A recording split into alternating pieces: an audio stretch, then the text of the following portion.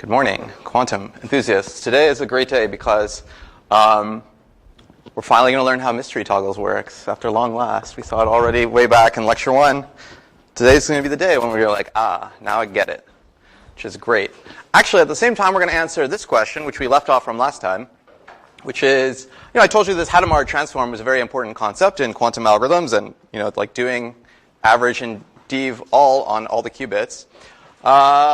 And last time we saw that if you do this operation starting from any state, we learned what is the resulting amplitude on the all zeros basic state. It was just the average of all the amplitudes.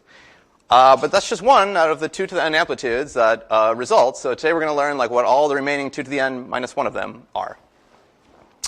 So in order to learn about how the Hadamard transform operates, it's extremely relevant to look back at how QuantumToggles was working. I mean, they pretty much explain each other. So that's why I've put it back up on the board. If you remember way back from lecture 1, this was the quantum code that by only making one call to MysteryToggles, revealed exactly which were the control bits inside MysteryToggles. So that was that. And way over here on this board, I have an example of what MysteryToggles might be.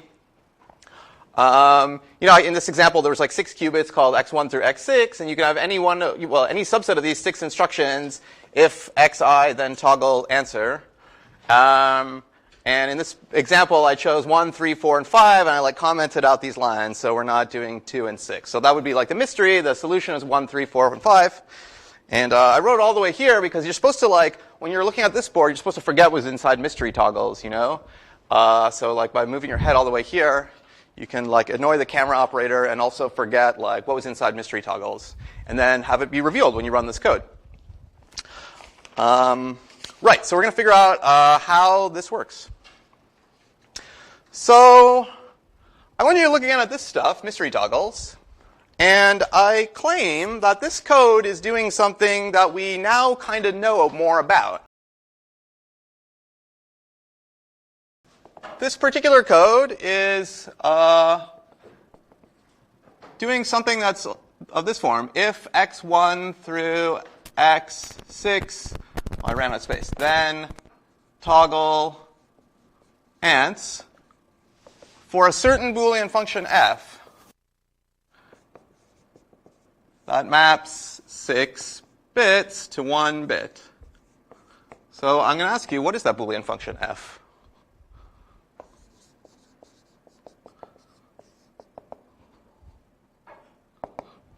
I'll take a sip of my coffee while you think.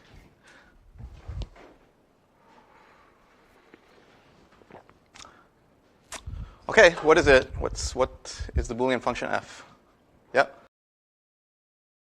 That would be the case if I hadn't commented out any lines here, but I did comment out line 2 and line 6. Sure. Yeah, that's right. So we basically had the right idea, but maybe my...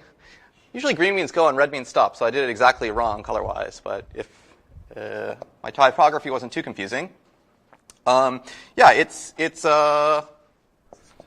the function f of x1. It's a Boolean function, so I'm going to write little x's to stand for bits. It's x1 XOR. I'll use symbols. x3 XOR x4 XOR x5. Where this just means XOR. Or as was suggested, it's the function that's, let me write this as well. It's it's 1 if and only if an odd number of these input bits, x1, x3, x4, x5, is 1. So it's a Boolean function. You look at x1, x3, x4, x5. If an odd number of them are 1, you output 1. Otherwise, you output 0. That's what this XOR function is doing. And you can kind of see, that's also what this code is doing, right? Because this code, might toggle ants several times. And, overall, what is the circumstance in which ants gets overall toggled, i.e. toggled an odd number of times? Well, it's if and only if an odd number of 1, 3, 4, and 5 is 1. Okay, so... that's kind of cool, and it puts this MysteryToggle stuff back more in terms of stuff what we were talking about recently. So we're going to call this particular f by a certain name. We're we're going to start calling this function. We're going to start calling it the XOR sub 1 0 1 1 1 0 function. Okay, this is the name of the function. The name of the function happens to have a 6-bit string in its subscript part of its name, but that's its name. And I'm going to call this like a Bitmasked XOR function. And I'll make a definition right here. Actually, before I say that, note that this string is exactly like the mystery of MysteryToggles, right? Like x1 is in, x3 is in, x4 is in, x5 is in, etc. So like that's exactly what like this prints out. Plus this also prints out, if you recall, like that ants equals 1. That's kind of a quirk. You just ignore that. But the other 6 qubits get printed out successfully to be exactly this special string. So, definition. Maybe Bitmasked XOR function. Let me put in the subscript. Bitmasked XOR sub b1 b2 ... bn function. Maps n bits to 1 bit. Okay, so it's a Boolean function with n input bits and 1 output bit as follows. Okay, so if you apply this XOR sub b1 through bn to input bits x1 through xn, what you get is, the XOR of all the xj's from the input where bj equals 1.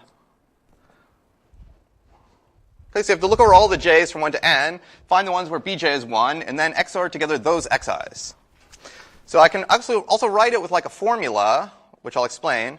b1 and x1 XOR b2 and x2 XOR ... bn and xn. Remember here, the b's are like fixed numbers that are at 0 or 1 coming from the name of the function. The x's are the variables. But you see in this little formula, like if b1 is 0, then like 0 and something is 0, so you basically just ignore that. But if like b2 is 1, then 1 and x2 is just x2. So it's kind of like you keep x2.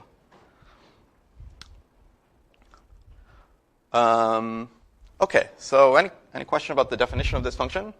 It's very hard to say the phrase Bitmasked XOR. Try it to yourself silently, and you'll see why I'm just going to start calling these like the XOR functions instead of the whole name, the Bitmasked XOR functions.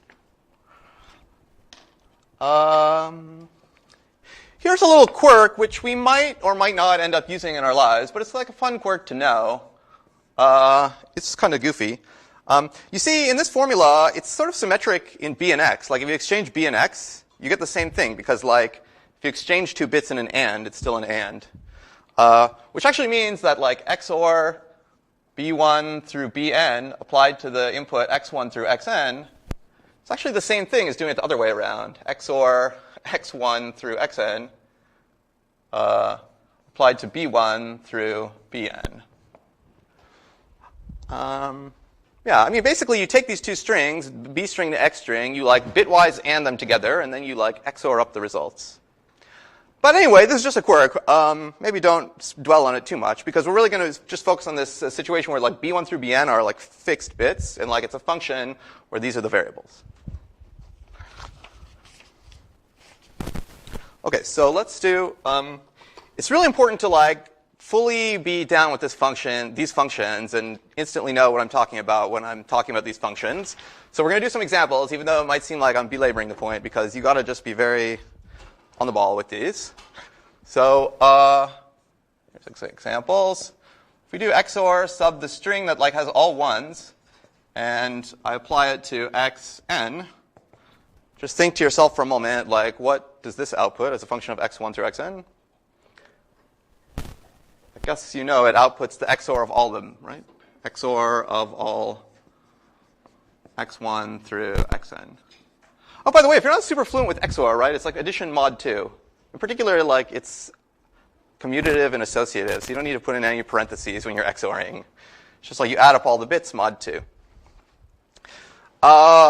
This one is very important. What is the deal with XOR sub 00000 of x1 through xn? What is this? What function is this? Yeah. It's 0. This is the 0 function. This is a function that for every one of the 2 to the n inputs, it outputs 0. It's a dumb function, but it's actually also a great function, so let's pay attention to it. And how about this one? XOR 1, 0, 0, dot, dot, dot, dot, 0 applied to x1 through xn equals. That makes it look like it's the 1 function. No. Do you have what's your answer? Yeah, it's a function that just outputs the first bit. That's a very simple function. It's like a very dictatorial function. Like all the x1 through xn are the inputs, but x1 is just controls the output. Right? Does this make sense? You like take the XOR of all of the bits in just the set x1. Okay. So good. So the summary here is like the real nature of MysteryToggles is it's actually just doing like if a certain bitmasked XOR function, then toggle ants. And the goal of the quantum toggles detective is like gets to call this if mystery XOR function, then toggle ants like 1 time, and has to figure out what is that bit mask in the name of the function. Okay? Great. Oh, let's get the tickets going. Let's start on this side. Can you catch? It's all right. Okay, so that's MysteryToggles. Now let's look a little bit more at what's going on with quantum toggles detective, because it also might look a little bit familiar to you. It's almost, but not quite, doing this very Hadamard transform paradigm that we talked about in the last couple of lectures. And I'm just going to like adjust the code in a few small ways to make it equivalent code that looks even more like this Hadamard transform paradigm, okay? So I wrote the code like this way in lecture 1 because it was like use the minimal possible instruction set to be as short as possible, but like it'll be like a little clearer if I slightly adjust it. So let's do that now. So I'll call this equivalent toggles detective. Okay, and okay, 1, we're going to still do the same new qubits.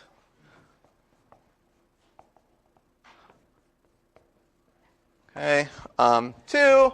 Okay, 2. I'm not going to do toggle ants. So yet. So this Hadamard all is really like had x1, had x2, dot dot dot, had x6, had ants. Okay, that's what this really breaks up into. And we saw in the homework and also discussed in class the following fact that if you have qubit instructions that operate on separate qubits, then if you rearrange their order, it doesn't actually change the outcome. So if qubit instructions are separate qubits, you can do them in any order and it doesn't change the outcome. So here, I'm actually going to take this toggle ants line, which only operates on ants, and I'm going to move it down to like after I do all these 6 Hadamards. Okay, so that's the same. Oh, actually, I'm going to furthermore change this. I'm not even going to create ants yet. I'm not even going to create it yet. I'll create it in a second. But I'm going to just do the x1 through x6 Hadamards. Okay, so I could write Hadamard all on x1 through x6 here, but we now prefer to call this like add and diff all. And that's the same thing, just throwing in some normalization factor to make it more simple, or some unnormalization factor. And so I kind of got this checked off. I kind of got all these Hadamards checked off. I haven't done the ants stuff yet. I will in a second. But one reason we did this way is we now know that we have the state as the uniform superposition now.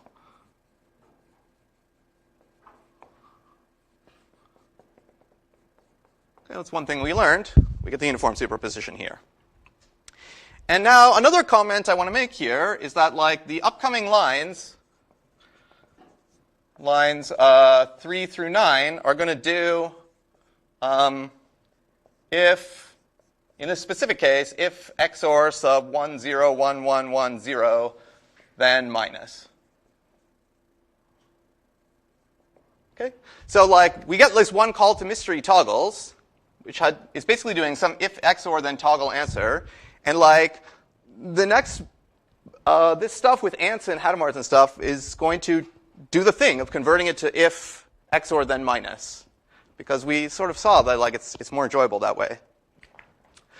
So okay, so going back to this code, see we still didn't create ants yet, so let's create it now. And we still didn't do the Hadamard on ants yet, so let's do that now as well. Oh, wait a minute. Sorry, we haven't done this step, toggle ants.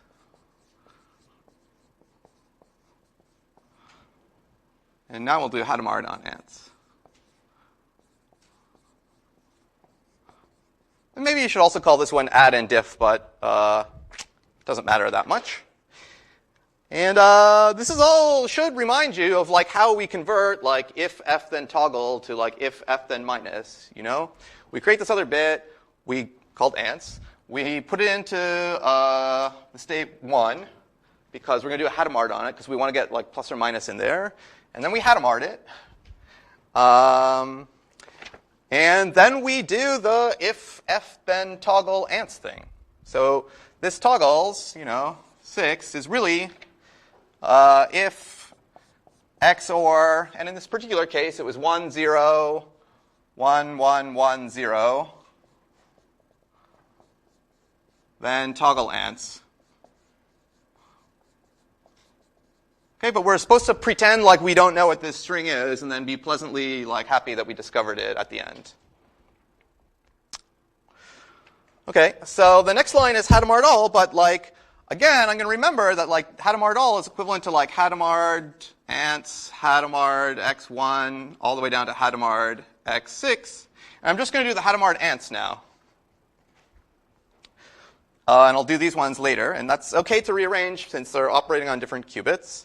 So we'll do Hadamard ants.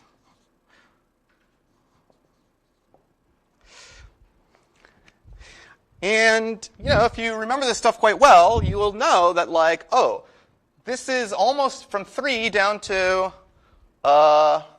here. This is basically the recipe for converting an if f then toggle into if f then minus. The last two things we would have to do is, but I'm going to kind of like comment them out. We would 8 toggle ants again. Sorry, we would Hadamard it again. Sorry, we would toggle it again. And then we would like extract it.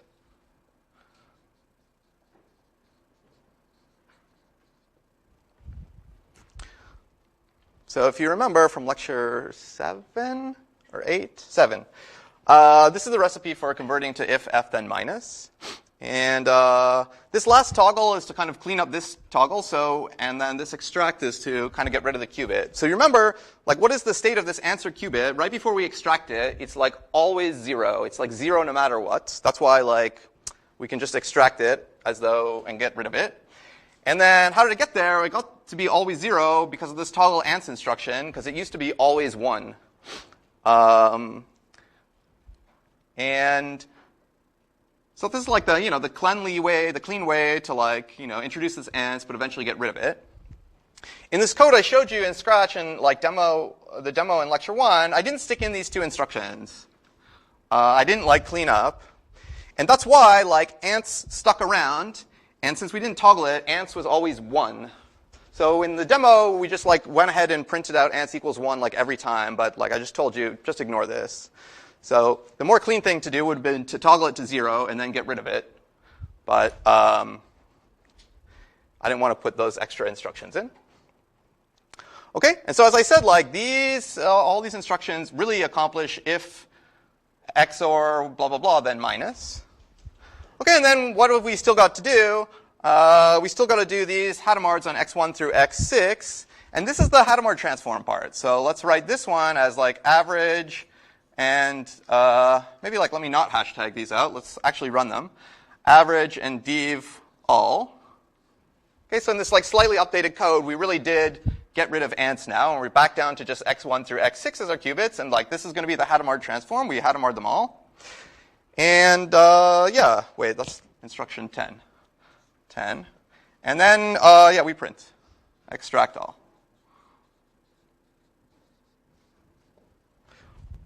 Okay. So what do I want to summarize here? The summary is this code is exactly this equivalent to this code, except that it like cleans up the answer qubit. Here, that answer qubit stuck around and was like 1, like no matter what. Here, we just kind of cleaned it up so it doesn't even exist at the end. Otherwise, this code is exactly identical to this code. And the other thing I want to notice is like, what is the paradigm here? Basically, we made the uniform superposition on all the qubits. Then we did if this mystery XOR, mystery Bitmasked XOR function, then minus. Then we did the Hadamard transform. And then we printed. Okay, so it's really, it followed that paradigm introduced in lecture 6.